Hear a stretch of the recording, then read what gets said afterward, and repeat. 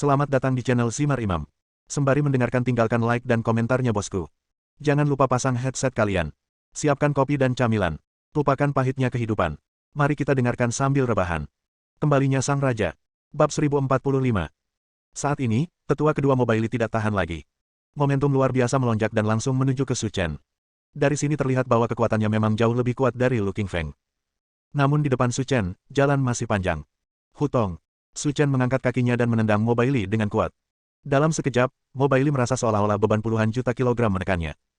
Tidak peduli seberapa keras dia mencoba melawan, itu tidak ada gunanya. Bagaimana ini mungkin? Mobile berteriak di dalam hatinya. Dia tidak percaya bahwa dengan kekuatannya sendiri, dia akan dikalahkan oleh anak ini. Apakah dia monster? Engah.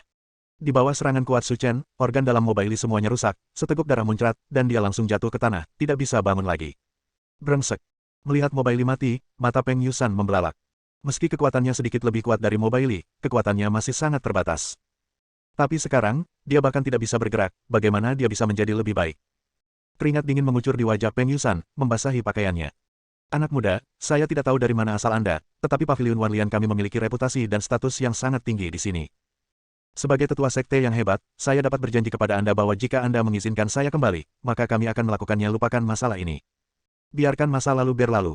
Su Chen berkata sambil tersenyum, menurutku, membiarkan harimau kembali ke gunung bukanlah hal yang baik, jadi aku lebih memilih memberantas rumput liar untuk menghindari masalah di masa depan. Kamu, apa yang akan kamu lakukan? Saya adalah tetua agung Paviliun Wanlian, kamu tidak bisa melakukannya. Alasan omong kosong apa ini? Saat dia berbicara, ledakan energi meledak di dada Peng Yusan, membunuhnya. Semua orang di aliansi Sungai Darah merasa ngeri melihatnya. Peng Yusan dan Mobile keduanya adalah master terkenal di wilayah sekte tingkat kedua. Tapi di tangan Tuan Su, dia bahkan tidak bisa menahan satu gerakan pun. Yang paling penting adalah Tuan Su masih terluka. Pemandangan mengerikan seperti apa yang akan terjadi jika dia kembali ke masa jayanya. Tuan Su, penatua pertama dan penatua kedua Paviliun Wanlian keduanya mati. Aliansi Paviliun Wanlian pasti akan melawan kita sampai mati. Aku mengharapkannya. Apa maksud Tuan Su? Tentara akan memblokirnya, air akan menutupinya, dan tanah akan menutupinya. Ikutlah denganku ke Paviliun Wanlian besok.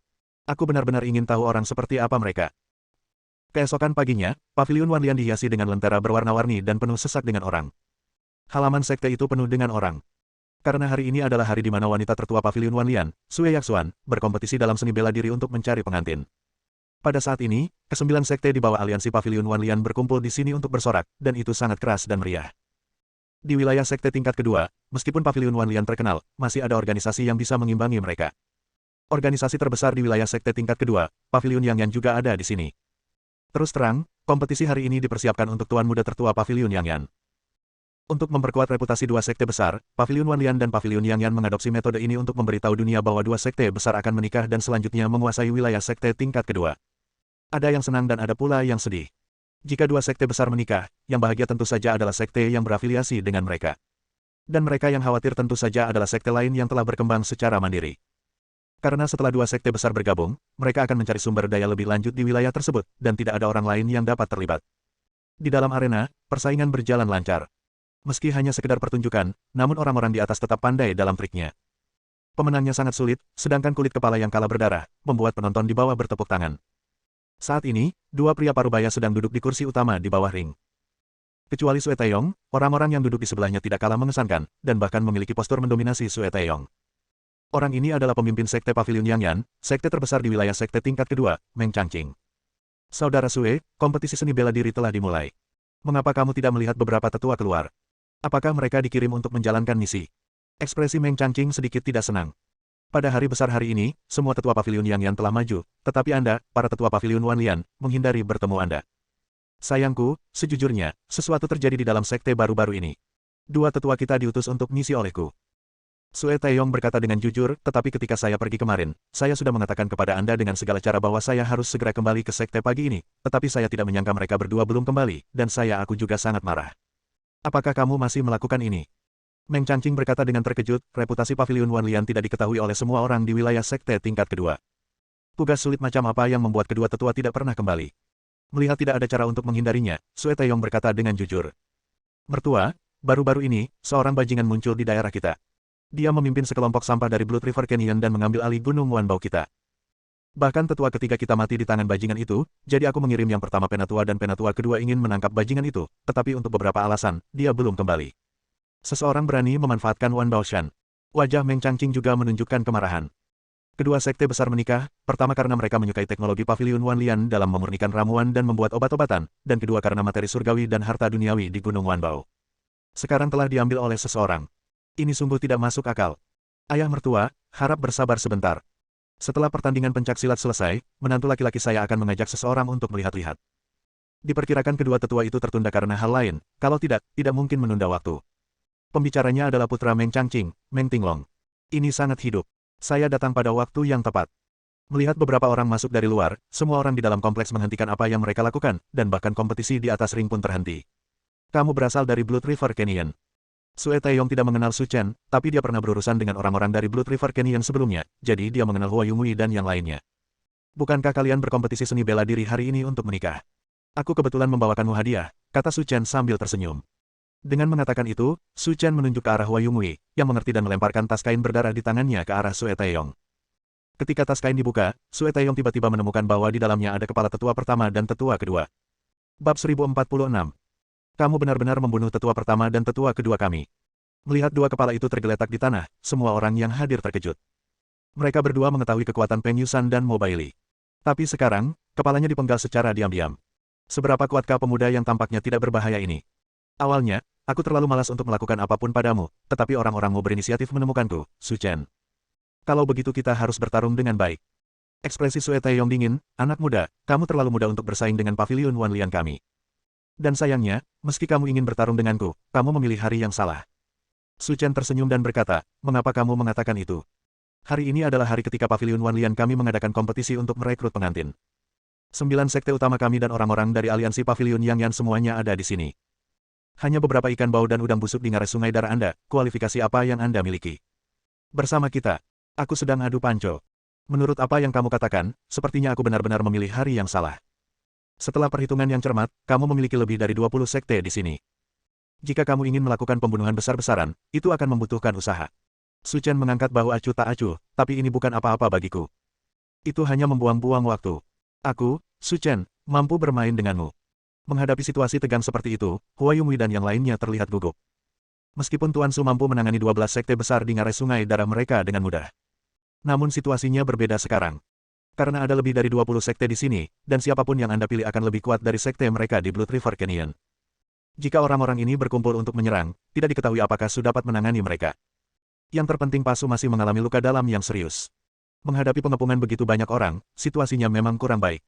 Keberuntungan saya di sini memang kurang bagus, menjumpai hal seperti itu bisa dikatakan saya pernah tersengat sarang lebah. Kalian semua mundur dan saya akan bermain dengan orang-orang ini. Hua Yumui dan yang lainnya saling memandang. Tuan Su, meskipun kekuatan kami terbatas, kami datang ke sini bersama Anda. Kami berada di garis depan yang sama. Bagaimana kami bisa melihat Anda bergegas sendirian? Sekarang bukan waktunya kamu menunjukkan kesetiaanmu. Su Chen berbisik. Aku akan menahanmu di sini. Aku akan memiliki tugas lain di masa depan. Jika kamu mati di sini, siapa yang akan melakukan pekerjaan itu untukku? Ketika orang-orang di Blood River Canyon mendengar ini, mereka mundur ke belakang. Meskipun mereka tidak yakin apakah Su Chen akan dalam bahaya, karena alasan ini, tidak perlu terburu-buru ke depan. Berdiri di depan ratusan orang, momentum Su Chen tidak turun sedikit pun. Aku menyarankan kalian berkumpul. Jangan seperti dua orang tua ini yang menganggap kalian sangat kuat, tapi pada akhirnya kalian menjadi jiwa mati anak buahku. Oke, kamu Su Chen, kamu tidak menganggap kami serius, maka aku, aliansi Paviliun Wanlian, akan melawanmu sampai akhir.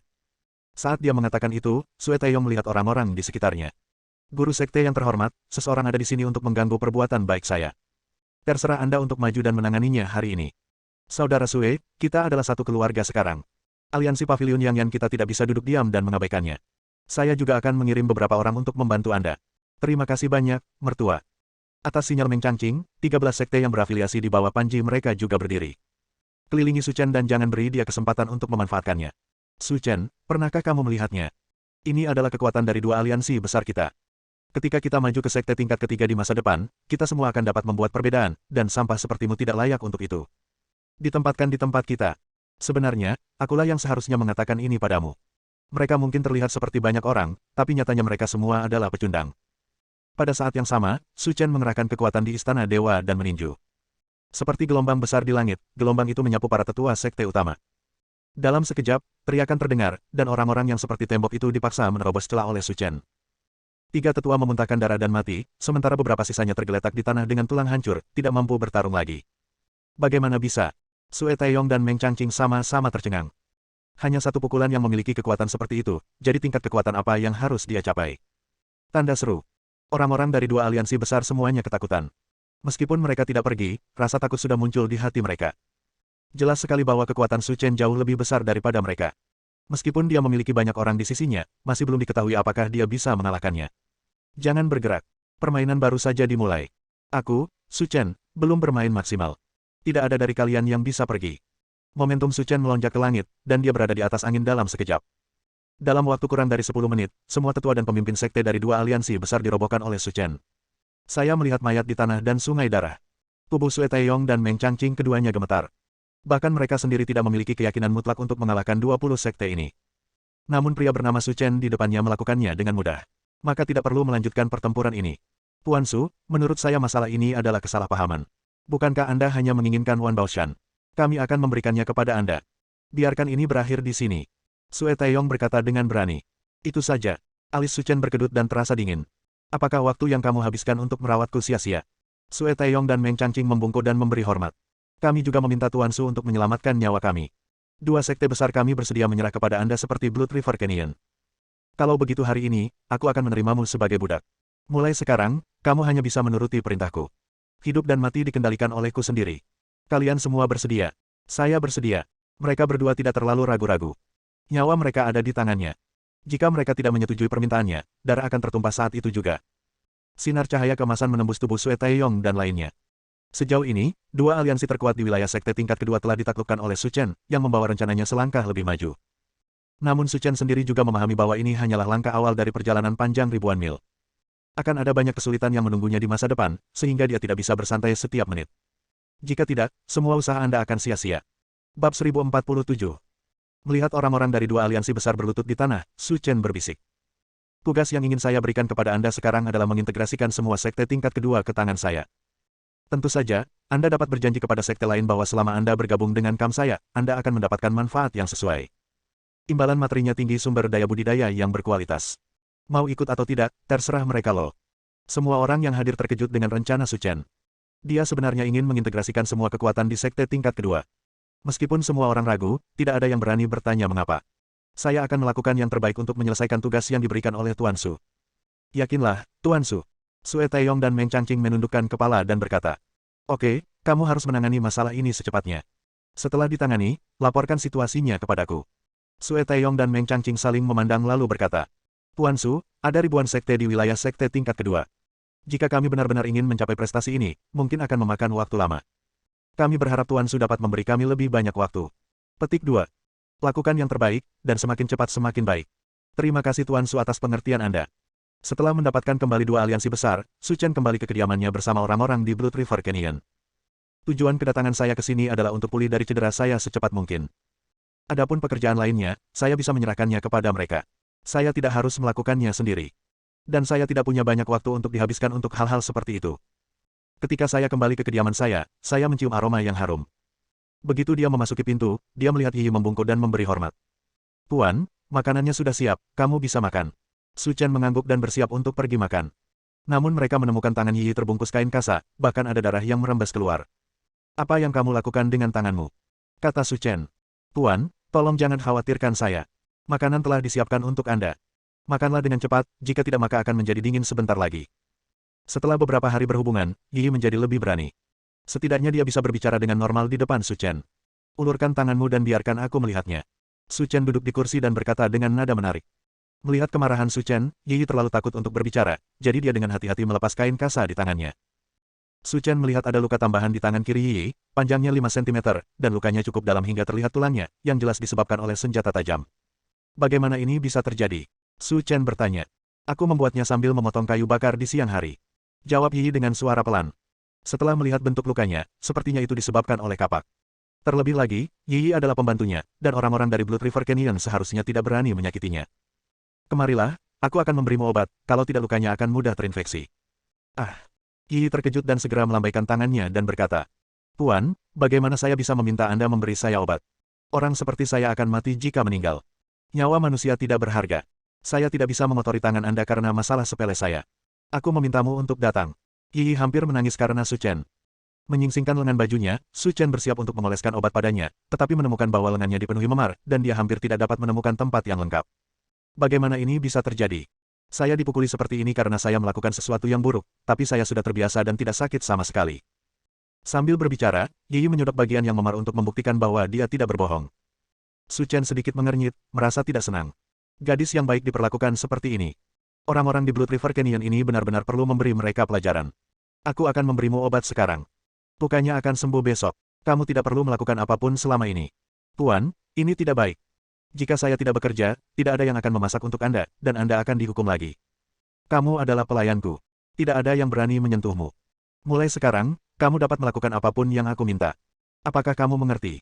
Saya mengerti, Guru. Menghadapi perintah Su Chen, Yi tidak berani mengucapkan sepatah kata pun. Jika Su Chen mengucapkan beberapa patah kata lagi, dia akan sangat menakuti gadis kecil itu hingga menangis. Saya membantu Yi mengoleskan obat, lalu mereka makan bersama. Tuan, maukah kamu tinggal di sini selamanya? Sambil makan, Yi membuka matanya lebar-lebar dan terlihat sangat serius. Ada apa?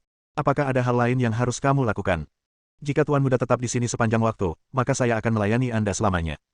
Tuan Muda, tolong jangan mengusir saya. Saya tidak akan tinggal di sini lebih lama lagi. Su Chen berkata sambil makan. Aku datang ke sini untuk memulihkan luka-lukaku. Aku akan pergi setelah aku sembuh. Tapi jangan khawatir, meskipun aku pergi dari sini, tidak ada yang berani menyentuhmu. Tuan, bolehkah saya pergi bersamamu? Saya tidak ingin menjalani kehidupan yang memanjakan. Saya ingin tinggal bersama Anda. Tidak. Su Chen dengan tegas menolak. Setelah beberapa waktu, saya berencana untuk pergi ke wilayah sekte tingkat ketiga. Dibandingkan di sini, ada lebih banyak bahaya, jadi saya tidak bisa membawa Anda ke sana. Tuan, saya tidak takut bahaya. Saya juga bisa mencuci dan memasak untuk Anda. Anda tidak akan terbiasa jika tidak ada orang yang membawakan Anda teh dan air. Saya bukanlah seorang pemuda yang dimanjakan sebelumnya. Saya bisa hidup sendiri. Setelah bergaul beberapa lama, Su Chen menyadari bahwa Yi adalah gadis baik dengan hati yang baik dan pikiran yang cerdas. Namun di dunia seni bela diri kuno, kelemahan adalah dosa asal, jadi kelebihannya tidak berarti apa-apa. Jika dia ditempatkan di dunia sekuler, dia pasti akan menemukan keluarga yang baik dan menjalani kehidupan yang stabil. Hanya saja ada yang tidak beres. Tuan, sebenarnya jika Anda membawa saya ke sana, saya tidak hanya bisa mencuci dan memasak untuk Anda, tetapi saya juga dapat membantu Anda dengan petunjuk arah. Pandu jalannya. Su Chen tercengang saat mendengar ini, tidak tahu apa yang dia maksud. Tuan, Anda mungkin tidak tahu bahwa saya berasal dari wilayah sekte tingkat ketiga, bisik Yi. Kali ini giliran Su Chen yang terkejut. Kamu sebenarnya berasal dari wilayah sekte tingkat ketiga. Yi mengangguk, karena sesuatu terjadi di rumah, aku diusir. Untuk bertahan hidup di sini, aku lari ke ngarai sungai darah. Kemudian, aku diterima sebagai pelayan oleh pimpinan tinggi sekte jiwa mati, dan saya dengan enggan bertahan hidup. Setelah mendengar pernyataan ini, Su Chen memiliki pemahaman kasar tentang pengalaman hidup Yi. Jika dia tidak menceritakannya sendiri, dia mungkin tidak akan pernah bisa menebak pengalaman hidupnya yang aneh. Su Chen terdiam sejenak, berpikir serius. Bagi orang-orang di sini, wilayah sekte tingkat ketiga adalah tempat yang benar-benar asing.